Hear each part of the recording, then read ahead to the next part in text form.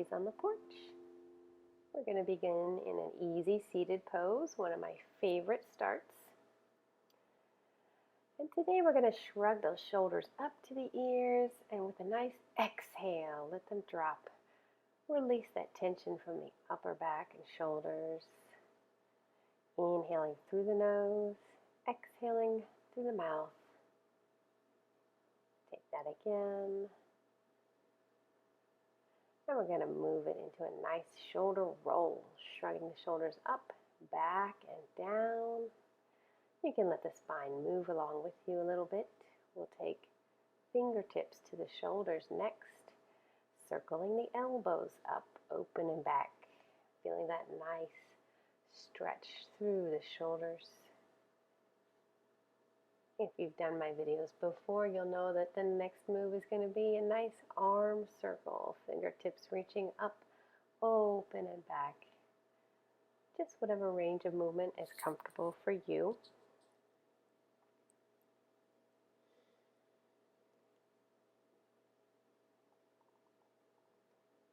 And then with a little wiggle, we're going to move I'm going to move sideways so you can stay whatever direction you're facing in an easy seated pose. I have taken my feet together.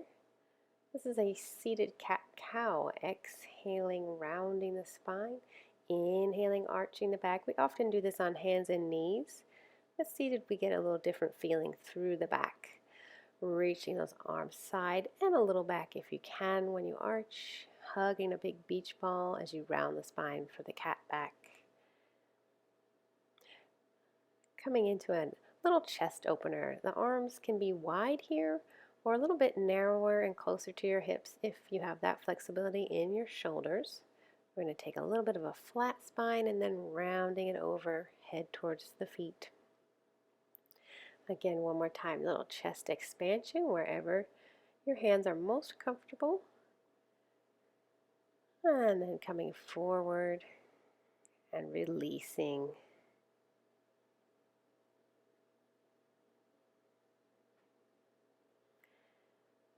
From here, we will be moving on to our hands and knees.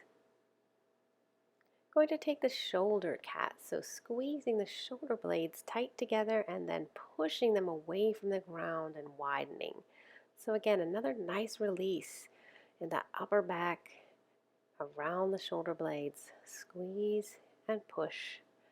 Taking an inhale on the squeeze of the shoulder blades and exhale as we push away. I'm rounding this into a traditional cat back here and a little bit of a cow spine. One of my favorite ways to help increase our flexibility and mobility through all of the back from head to tailbone. One more time with this exhale on the cat and inhale for cow. Now pulling that into your neutral spine, we're going to reach one arm forward, up, open, and back. And like that arm circle we did seated, however, we get a little bit more opening through that chest and shoulders from this position. I'm following my fingertips with my gaze. If that's comfortable, you can do that, or you can leave your head facing downwards. Other side. Just keep breathing through the circle. Inhale, exhale. And of course, not forgetting to maintain our abdominals, pulling in the belly while we're circling these arms. I'm going to come forward into a prone position here, face down on the mat. Taking a moment to wiggle it out here. From here, I'm going to take the arms by my side, palms on the mat, shrug those shoulders up once so that we can pull them down and away from the ears. We're going into a half flight, which means on our inhale, we're going to raise the upper body, just lifting the head, chest, and shoulders. They may not lift far off the mat, that's okay. As you exhale and place them down, turn the head to one side. I'm alternating sides here. With my head, inhaling to the center, exhaling to one side. Now place your hands directly underneath your forehead so your head is centered. wiggling out the bottom half, we're going to take the double leg kick and then stretch the legs, but let the upper body stay rested. Notice as I straighten my legs, I'm actually lifting the kneecaps off the mat. If you can do that, great. If you can't do that today, just know that's where the double leg stretch exercise goes. We're going to add a version of the upper body. So kick the legs. As we reach the legs back, we're going to take that flight lift of the upper body we did a moment ago.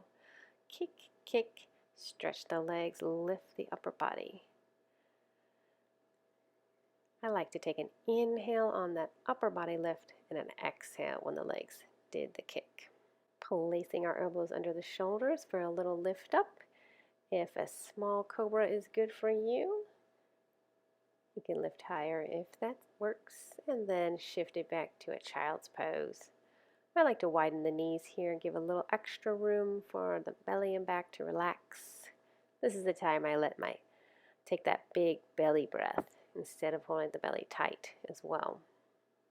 We're going to walk those hands over to one side. Side child's pose stretch here, stretching from the fingertips all the way down through those ribs. And of course, walking to the other side. Coming back towards the center and rolling up. And thanks for joining me in this mini workout.